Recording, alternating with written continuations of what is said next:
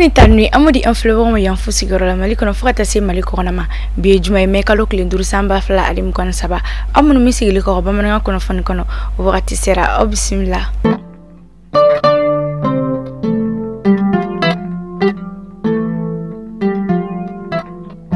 Fondamela ministre minga bara nyeshin do marako ale ni decentralisation manwe able maige ale koni la série do ke bijuma so marena me kalo lidru samba fla anim gon saba ni sharia suma ale falen kula nwe referendum ni kala ta o yere bulu dale no ka ben juin kalo temps ani shegin nata masamba fla anim gon saba a campagne o be dalen juin kalo fla abe datu ngabe juin kalo temps ani woro masamba fla anim gon saba ministre ale ka fola so do su luga wote be ke juin kalo temps ani kelenka kon wote ale yere do yen no be ke juin kalo ta ani sheki samba fla ani mugana saba akilina jigina wote ko mbulu dalen no marsi kalo klita ani kono to temninga abora do kokoro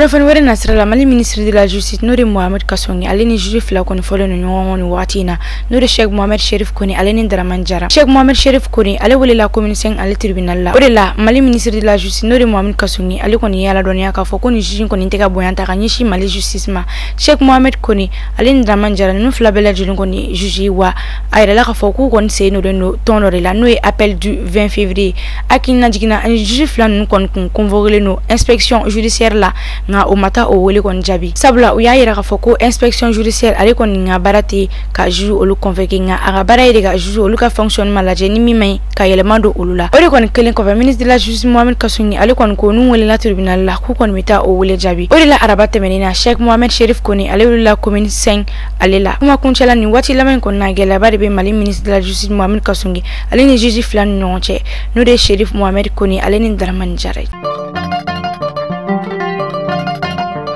mito kuna fano ulukono alibi colonel Sadio Camara ale to make it a coffee tamay kunkunde dore ni amanye wulgajo ulubisi na yasa kala kana ko sabati Mali fambela jerina obligajo do kontraka kita ko ka kambri din folo oda akunte dore akwini ga kita na marobulu belajeli ulubisi kala kana chugemina ni baran ko ni minkera mo chamani ko ni agani sonja ta ganyeshi ni walima Alisa frontière fanga nyema uluka obligajo ulu kumkonana akilina jigina jamana sharia suma no bara misina wala saka nyefolike mogo yo bisaka family ko nyuma soro aka chogo yamina to ko frontière konana otume lise bamina tajalo ukonana yasaka nyefolike kalando yi sabla ay la foko jamana nyeta o konte sabati fiyo ni shifina ko ulute Mali kuna fanja wala jabo ni medanski kebi mananga kuna fonna oni che aka kloma jola